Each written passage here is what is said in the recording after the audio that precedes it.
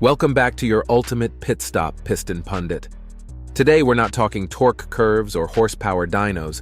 We're diving into the mechanics of global trade and how it's stalling out on the world stage.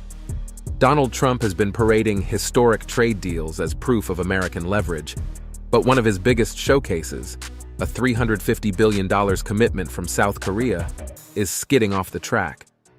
What was supposed to be a victory lap now looks more like an emergency pit stop.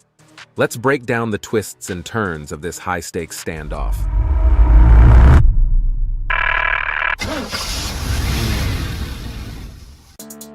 From historic handshake to harsh reality, doubts break the deal. The July handshake between Trump and South Korea's President Lee was framed as a historic win. U.S. tariffs on Korean goods would drop from 25% to 15% in exchange for a staggering $350 billion investment into American projects. Trump called it proof his tariffs forced allies to pay up. But Seoul quickly balked. Officials clarified the pledge wasn't cash in hand, but loans, guarantees, and equity. Trump's claim of upfront money rattled markets, with economists warning it could drain 84% of Korea's foreign reserves, far more punishing than Japan's similar pledge, which drew only 41% thanks to its stronger yen and swap lines. For Trump, this was political theater. For Seoul, it echoed the trauma of the 1997 Asian financial crisis, when debt crushed the economy and forced millions into hardship. Instead of a win-win, the deal sparked panic and political backlash, leaving Koreans feeling more like test subjects in Trump's pay-to-play diplomacy than trusted allies. But the funding terms were only the start. Seoul's biggest sticking point came in the form of a critical safety net. Currency swap showdown, Seoul demands Lifeline, Washington refuses. At the heart of Seoul's resistance is one critical demand, a dollar swap line with the U.S. Federal Reserve. This safety valve would let South Korea trade won for dollars directly, shielding markets from chaos if billions drained out. Without it, analysts warn the won could plunge past 1,450 per dollar, territory not seen since prior crises. President Lee Jae-myung insists the swap is essential, recalling 1997 when the won lost half its value, reserves collapsed, and South Korea was forced into a humiliating IMF bailout. No Korean leader wants to risk reliving that trauma. Washington, however, has balked. Treasury Secretary Scott Bessent offered vague assurances while Commerce Secretary Howard Lutnick bluntly told Seoul to follow Japan's example. But Japan's economy is larger, its reserves deeper, and the yen dominates global FX. The won barely holds 2%.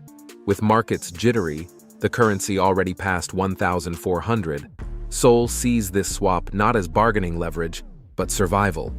Trump's refusal leaves Korea dangerously exposed. And while finance is fragile, the real firestorm is political, both in Seoul's parliament and in its streets. Before we delve deeper, do us a favor and smash that like and subscribe button. This helps us reach more auto enthusiasts just like you. Politics in overdrive. Public fury turns into national resistance. Domestic politics are amplifying Seoul's defiance. President Lee has warned that yielding to Trump's terms could spark impeachment, with opposition leaders branding the deal a surrender of sovereignty. In a country haunted by corruption scandals and past impeachments, Lee cannot appear to sacrifice national dignity for Washington's demands. Public fury only deepened after a U.S. raid in Georgia detained over 300 South Korean Hyundai battery plant workers. Images of shackled employees dominated Korean media, fueling outrage that their nation invests billions in America, yet sees its workers treated as expendable. Washington's apology did little to calm the storm. Meanwhile, Trump repeats his $350 billion upfront boast, ignoring Seoul's insistence on phased funding. The disconnect has bred mistrust at every level. Citizens also point to Korea's existing burden: higher defense contributions and hosting 28,500 U.S. troops. Economists warn the terms are irrational, arguing tariffs are safer than collapse. Together, politics, outrage, and humiliation make agreement nearly impossible without major U.S. concessions. Yet this fight isn't contained to domestic politics. It's spilling into the broader Indo-Pacific power struggle. Indo-Pacific Crossroads, strategic stakes in a fractured alliance.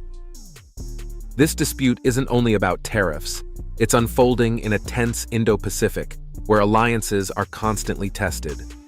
As Washington presses Seoul for billions, South Korea faces an increasingly coordinated front of China, Russia, and North Korea. Kim Jong-un's appearance beside Putin and Xi at a Beijing parade underscored the region's tightening anti-US axis. For Seoul, economic stability is national defense. A weakened economy would sap leverage against Pyongyang and reduce autonomy in managing ties with Beijing. Accepting Trump's demands without safeguards risks binding Korea too tightly to Washington, eroding independence. Trump's transactional style, tying military cooperation to trade, further complicates matters. President Lee has drawn a line. Security ties endure, but trade must follow commercial logic. That stance departs from Korea's past tolerance of economic imbalance for military backing. If the deal collapses, tariffs will bite, leaving Korean firms less competitive than European or Japanese rivals. The ripple effects could shift trade flows, weaken Korea's industry, and reshape Indo-Pacific power dynamics. And as global markets react to every move, the road ahead looks increasingly uncertain. Markets on edge, the uncertain road ahead for Korea. The Korean won sliding past $1,400 per dollar rattled markets, signaling deeper risks. Analysts warn that if Trump's $350 billion upfront demand were enforced, the won could fall another 50 points annually, possibly hitting 1,450. A catastrophic blow for import-heavy firms and those with dollar debts. Wall Street isn't buying Trump's pitch either. His profit-sharing model, where Korea recovers equity only to surrender 90% of future profits, has been called commercially absurd. Economists argue Seoul is better off enduring tariffs than risking collapse under such terms.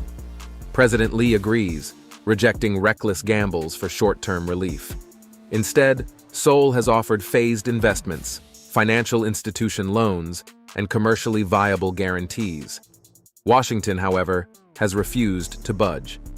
Now, all eyes turn to the APEC summit in Seoul, where Trump and Lee could either salvage the deal or cement its failure. For Trump, losing undermines his historic wins narrative. For Seoul, refusal preserves stability but risks trade friction. Ultimately, markets may deliver the final verdict. And that brings us to the critical question, whether this historic deal is salvageable at all. Verdict: a deal too costly to seal, or survival first? What was once touted as a $350 billion historic win now hangs by a thread. For Trump, it was meant to prove U.S. leverage. For Seoul, it promised tariff relief. Instead, mistrust, public outrage, and market fears have left the deal on life support.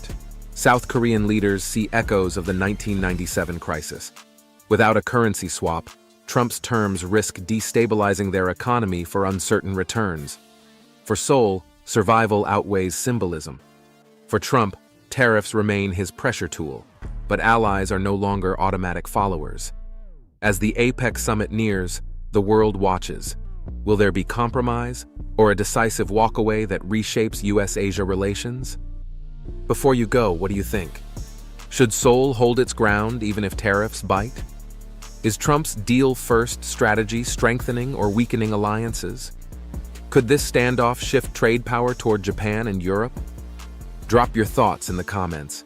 Don't forget to hit that subscribe button and ring the bell so you never miss the latest updates and deep dives on the automotive world and the forces shaping it. Thanks for watching, and see you in the next video. You can now check out any of the videos on the screen. There's plenty more to explore.